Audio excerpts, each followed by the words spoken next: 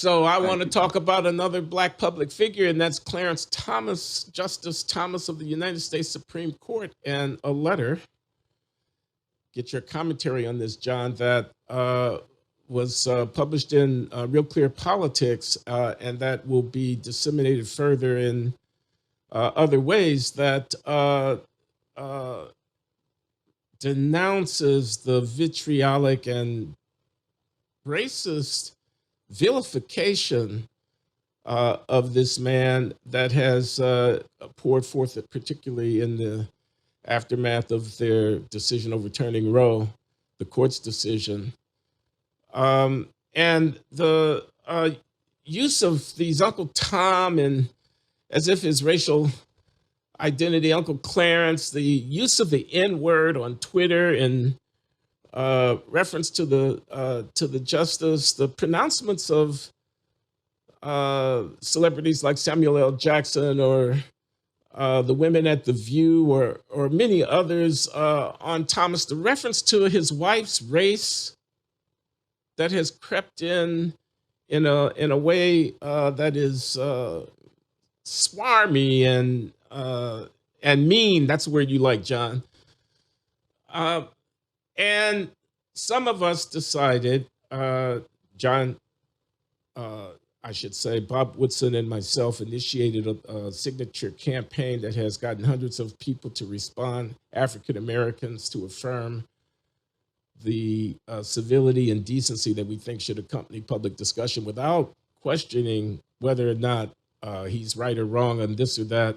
Clarence Thomas, Justice Thomas, right or wrong on this or that jurisprudential judgment, but simply to say we denounce this kind of rhetoric. And I was very glad to count you among the signatories of that open letter defending Justice Clarence Thomas, not because we agree with his opinions, but because we deplore,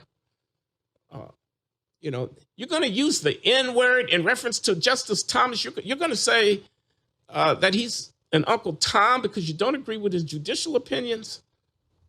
Why'd you sign the letter?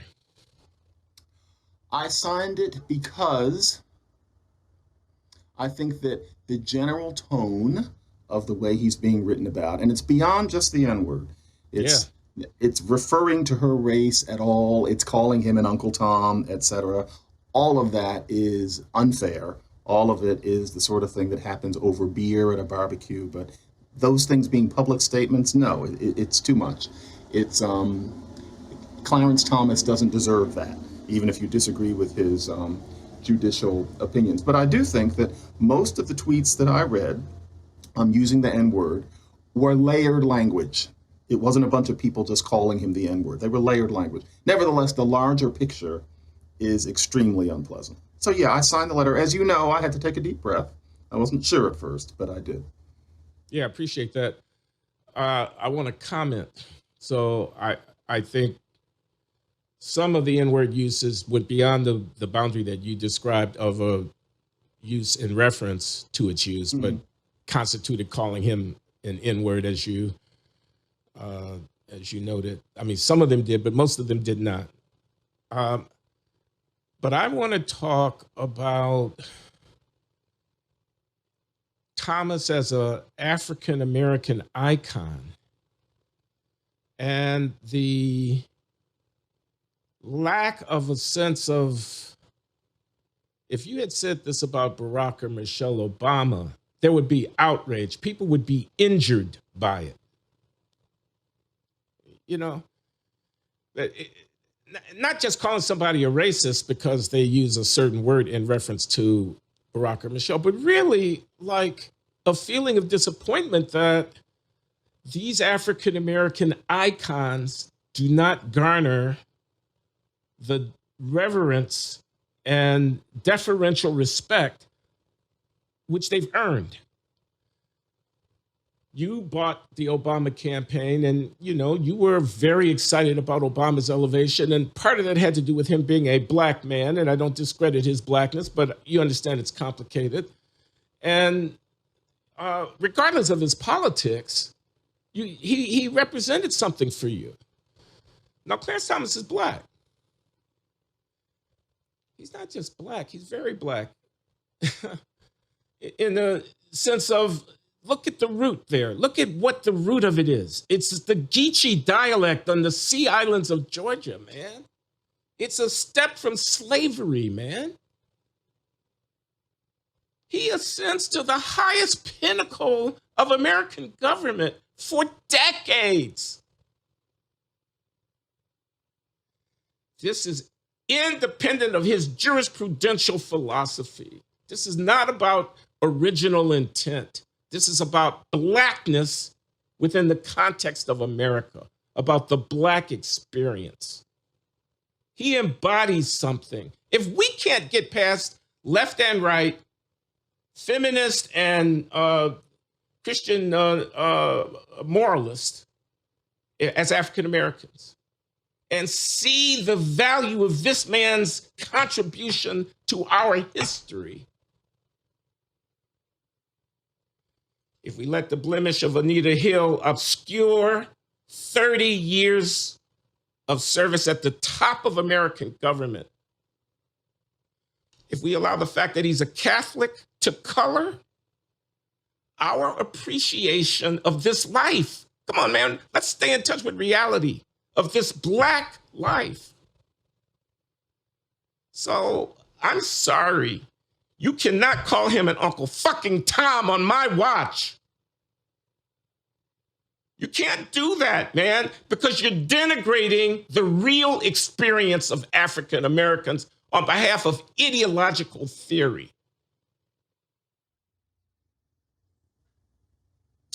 Devil's advocate.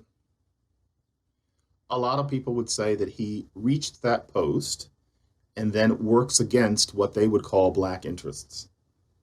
And then there's this human tendency to demonize, and so they make up this figure of the Uncle Tom, of the deliberate sabotager of black interests who has gotten his and is going to make sure that the rest of us don't get ours, etc. People like that cartoon figure.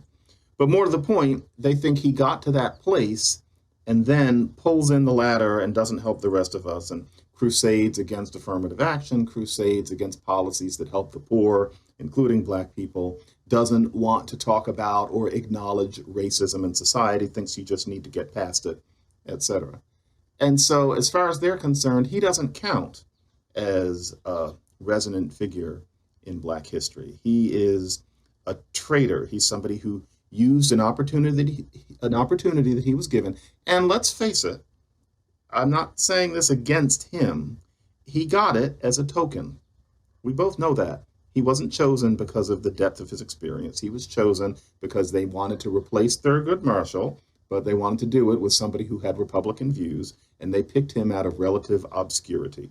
Nobody was under the impression that he, if he were white, would have been chosen for that role at that time. I think even he would not deny this. So he gets in that way.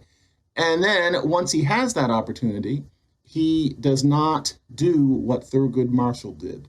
Can you have no sympathy with those views? I frankly think that the things he's doing can be interpreted as pro-black. I do not revile him for his judicial philosophy, but you and I are a little strange. I mean, can't you imagine how it looks to all of these other people? I appreciate the left legal African-American freedom fighter, civil rights advocate reaction to having, there's only going to be one, African-American Supreme Court justice following in the shoes of who abetted this great revolution of the 1950s and early 60s, Marshall, and then going in a conservative direction. I appreciate that people are disappointed that he's not representing them on the court. That's what this comes down to. But I'm going to say this. The Supreme Court of the United States is not a representative institution. Its function is not democratic. So I think the expectation that he couldn't be a conservative and still be a authentic and, as it were, loyal black person, I think that's mistaken. I think it is a mistake as a consequence of false understanding of the actual nature of his obligation to black people. He is a concert violinist. He is a master of artistry, of craft. He's an architect. I'm saying his professional expression does not have to be tethered to the narrative of African American freedom and liberation. He can be what he is, which is first of all a conservative Catholic. Second of all, a strict constructionist originalist of constitutional interpretation. And thirdly, a deeply conservative in terms of political philosophy and so forth person. That's permissible. That's not a betrayal of blackness. That is one of the paths.